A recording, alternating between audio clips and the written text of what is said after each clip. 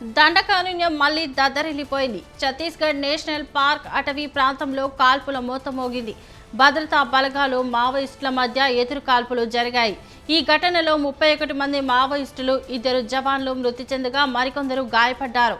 మావోయిస్టుల కోసం DRG, STF బృందాలు గాలింపు కొనసాగిస్తున్నాయి. ఘటనా స్థలం నుంచి భారీగా మందుగుండు సామాగ్రి F-47లను స్వాధీనం చేసుకున్నారు.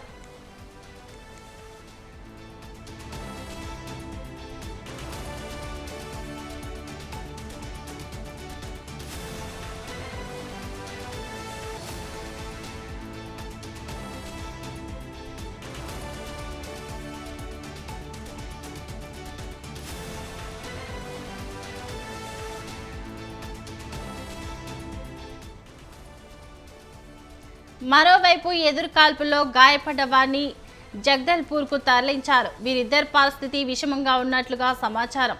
భారీ ఎన్కౌంటర్ తర్వాత కూడా మరిన్ని బలగాలను పోలీసులు ఉన్నతాధికారులు రంగంలోకి దించినట్టుగా తెలుస్తోంది. ఎన్కౌంటర్ ఘటనా స్థలం నుంచి మృతదేహాలను స్వాధీనం చేసుకున్న బలగాలు జిల్లా కేంద్రానికి తరలిస్తున్నారు. మరికొంతమంది బలగాలు అడవిలో సెర్చింగ్ ఆపరేషన్ నిర్వహిస్తున్నాయి. ఈ ప్రాంతంలో మావోయిస్టులు షెల్టర్ తీసుకుని ఉంటారని పోలీసులు ఉన్నతాధికారులు అనుమానిస్తున్నారు. ఈ నేపథ్యంలోనే కూంబింగ్ మరింత ఉధృతం చేసినట్టుగా తెలుస్తోంది.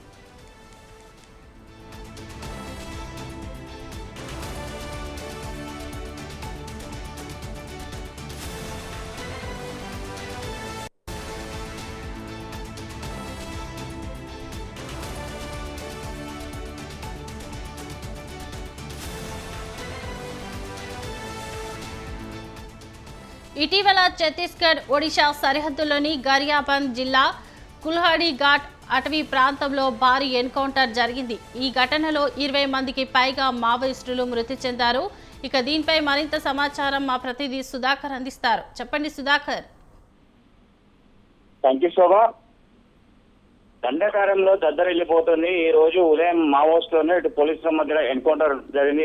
ఎన్కౌంటర్ లో సుమారు ఇప్పటి వరకు 14 మంది పైగా మృతి చెందినట్టు తెలిసింది. అదే కాకుండా 2 జవాన్లు కూడా మృతి చెందారు. మరో 4 జవాన్లు కూడా తీవ్ర గాయాలయ్యాయి. వీరిని గాయాలైన జవాన్లను హెలికాప్టర్ సహాయం ద్వారా వారిని రాయచూర్ రాయగఢ్ తరలిస్తున్నారు. అక్కడ వారికి సరైన శస్త్రచికిత్స కూడా అందించడానికి ఇటు మిలిటరీ హాస్పిటల్ కి సంబంధించిన దానికి తీసుకెళ్లడం జరుగుతుంది. ఇదే క్రమంలో చూస్తే గత కొద్ది రోజులను చూస్తే 2025 ముఖ్యంగా చూస్తే 2025 సంవత్సరం ప్రారంభం నుంచి ఇప్పటి వరకు సుమారు ఎప్పుడు ఎన్కౌంటర్ అయినా కూడా 10ల సంఖ్యలో ఇటు మావోయిస్టులు మృతి చెందడం జరుగుతుంది. మావోయిస్టులకు తీరని లోటు కూడా జరుగుతుందని చెప్పుకోవచ్చు. పెద్ద ఎత్తున కూడా ఈ యొక్క మావోయిస్టుల ఎదురుకాల్పులో మృతి చెందడంతో పాటు ఇక్కడ దీనికి సంబంధించి ఇప్పటి వరకు చూస్తే ఉదయం సరి అయిన అంటే పక్కా ఇన్ఫర్మేషన్ తో పాటు మావోయిస్టుల పైన పోలీసులు దండయాత్ర చేసిందని చెప్పుకోవచ్చు.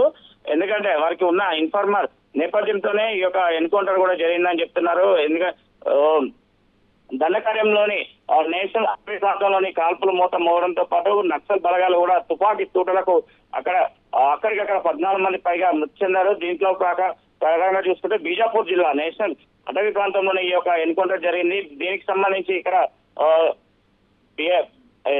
పోలీస్ బలగాలు పెద్ద ఎత్తున కూడా సుమారు 1000 మందికి పైగా కూడా వెళ్లి ఈ యొక్క కూంబింగ్ నిర్వహించడం జరుగుతుంది. ఇప్పటి వరకు చూస్తే 1 గంటల వరకు ప్రాంతం వరకు చూసినా కూడా ఈ యొక్క ఎదురుకాల్పులు ఇంకా కొనసాగుతున్నాయి. అదే కాకుండా చూస్తే సుమారు పెద్ద ఎత్తున కూడా పోలీస్ బలగాలు మోహరించి అడవి మొత్తం అబుజా అడవులు మొత్తం జల్లడబడుతున్నారని చెప్పుకోవచ్చు. ఎందుకంటే గత కొద్ది రోజులని చూస్తే ఎప్పుడైనా కూడా ఎన్కౌంటర్ జరిగినా కూడా పెద్ద ఎత్తున కూడా ఇటు మావోయిస్టులు మృతి చెందడం జరుగుతుంది. ఇందులో ముఖ్యంగా చూస్తే ఇటు కేంద్ర కమిటీ సభ్యులు కానీ లేదంటే రాష్ట్ర కార్యదర్శి స్థాయి ఉన్న అధికారులు కూడా అక్కడ ఉన్నారని చెప్పి సమాచారంతోనే ఈ యొక్క ఎన్కౌంటర్ జరిగిందని చెప్తున్నారు. దీంతో పాటు గత కొద్ది రోజుల కింద లొంగిపోయిన మావోయిస్టులు ఎవరైతే ఉన్నారో వారే యొక్క పక్కా ఇన్ఫర్మేషన్ ఇవ్వడంతో పాటు ఇన్ఫార్మర్ వ్యవస్థను బలోపేతం చేయడమే దీనికి ముఖ్యంగా ఈ యొక్క ఎన్కౌంటర్ ముఖ్య కారణం అని చెప్తున్నారు. దీంతో పాటు చూస్తే ఇప్పటి వరకు ఈ యొక్క ఎదురుకాల్పులో 2 జవాన్లు కూడా అక్కడికక్కడ మృతి చెందారు. మరికొంతమంది గాయాలైన వారిని కూడా హెలికాప్టర్